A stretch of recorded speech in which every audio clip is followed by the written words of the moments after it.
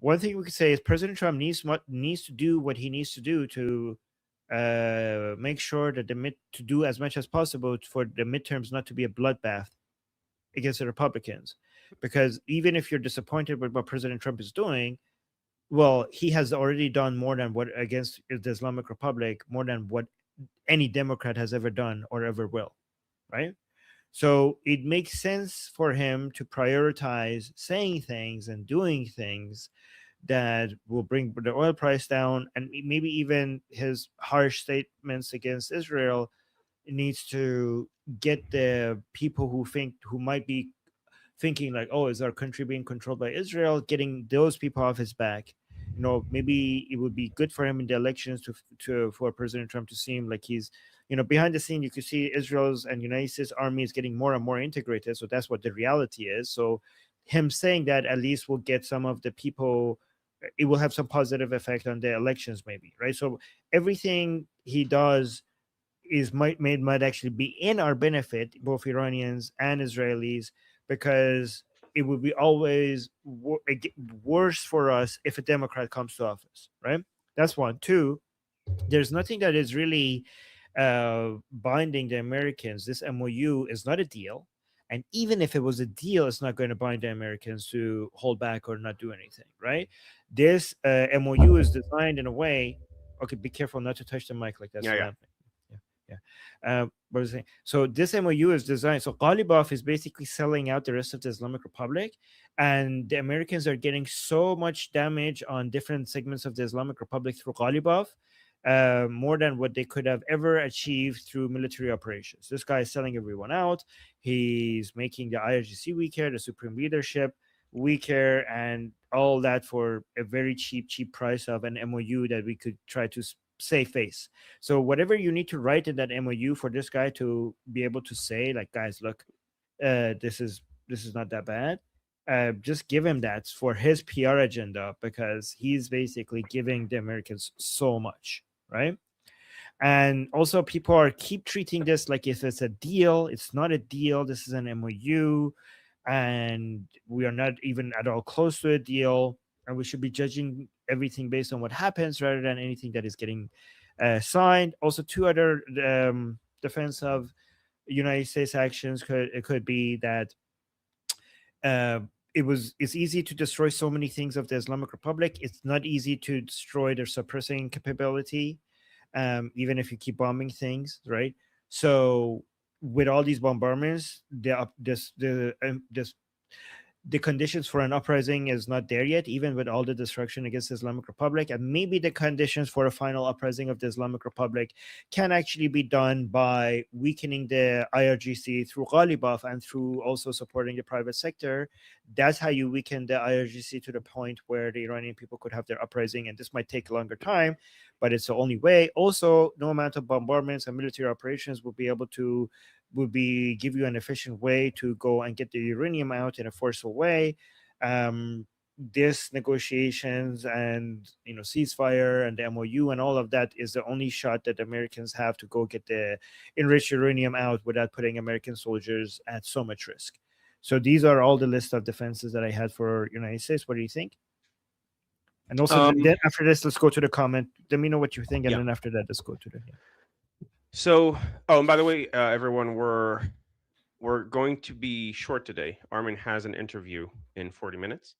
I don't think I'll have time to stay alone. I might have for a bit. We'll see. So just a heads up. Yeah, you could stay a little bit, or as long as you want. After I go, you could keep talking to the chat if you want. Yeah, it's about other things. Okay, so a couple things about that. First of all, so now I'm gonna go back into what I started saying about Lebanon. Israel does not actually drop whole buildings wholesale because there's Hezbollah operative in them. We drop very exact munitions into the room or the specific house where they are without touching anything else. And there are many pictures you can see online of what that looks like. Nothing but the specific floor, meaning that specific house, is damaged. And that's why Hegseth, and that's also what we did on the day of the signing. And that's why Hegseth said, Israel's response was very restrained, which is true. Trump saying that is selling Israel out, full stop. And I'm not going to sugarcoat it. I'm not going to mince words,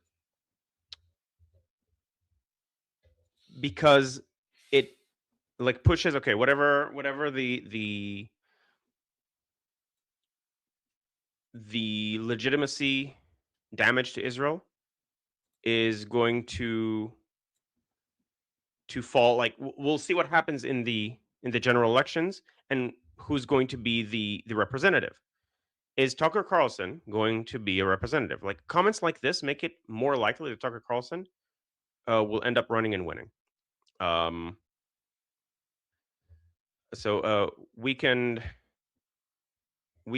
bingo says Guy has TDS. Absolutely do not have TDS.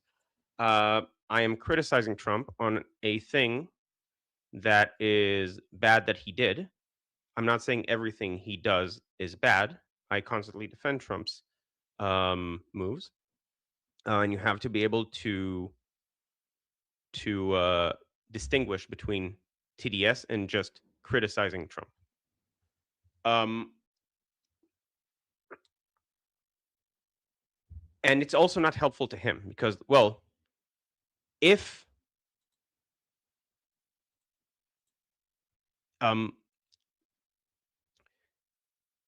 Israel is doing that, then why have you been supporting them all this time?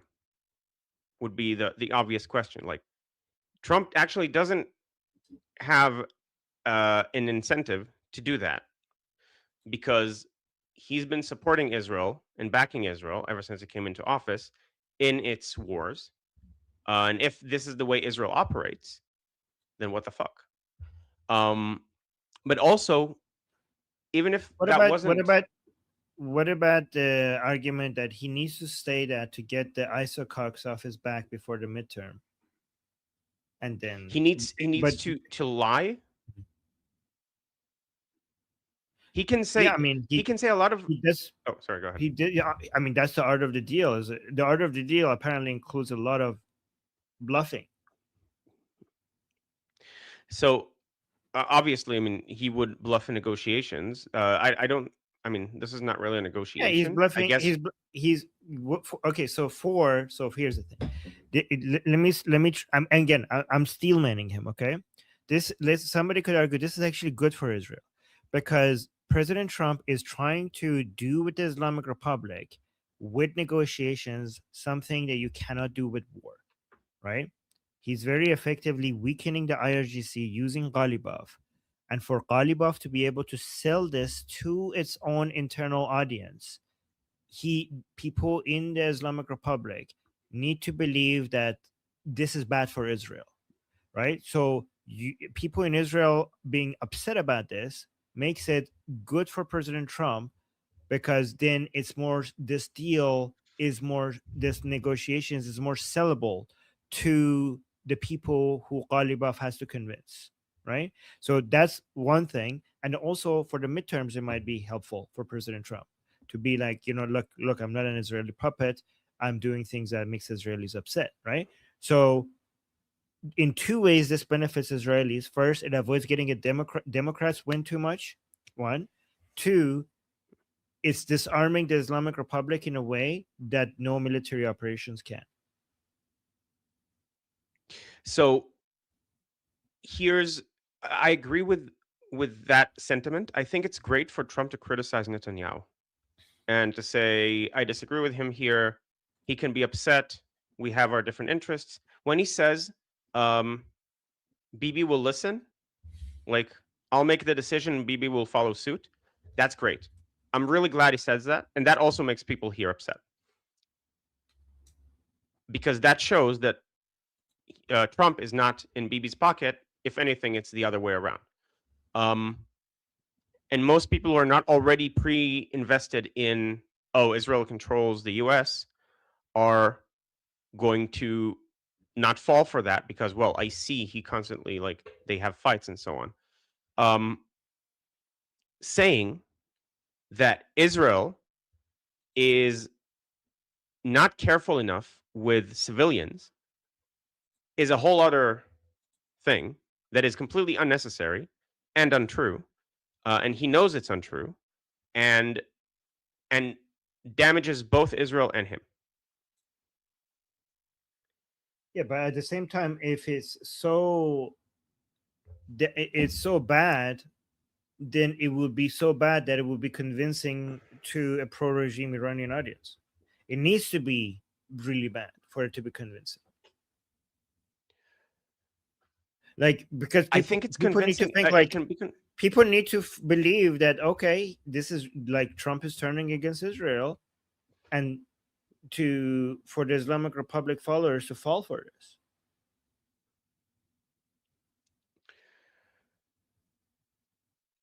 I think it just makes it worse, because if you know this, then it's like, oh, I knew this. Now you're saying it. You're even admitting it. You're admitting that you have been helping a regime that does this, that kills civilians, and is way too. Nobody cares. Nobody cares. Like, nobody's gonna come. Like, nobody's. People attack Israel for killing civilians. They're not gonna be like, oh, they're not.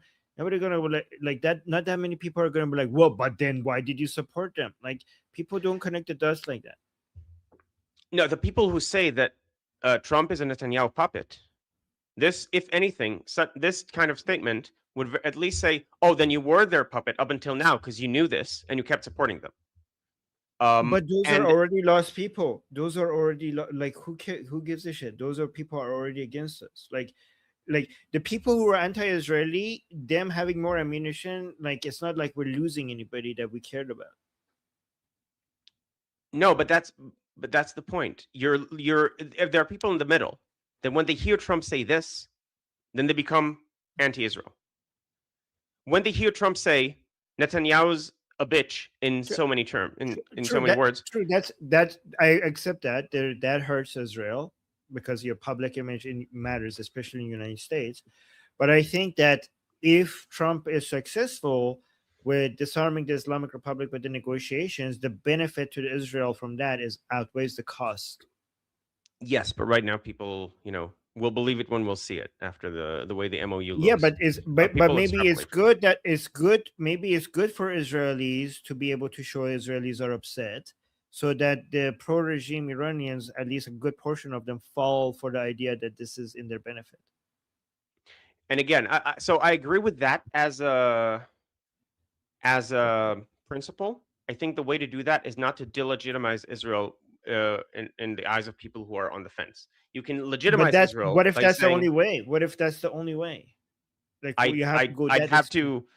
I think the burden of proof is on you to show that that's the only way, and that other ways aren't good enough. To me, I don't see a reason Well, I'm to. not. No. The burden of proof is not on me, because I'm not claiming that this is the case. I'm claiming that this is one of the options that could exist. So okay. So if I was making if I was saying that this is what's happening, then the burden of proof would be on me. But if I'm saying that this is not impossible and should be considered as an option, then the burden of proof is not on me.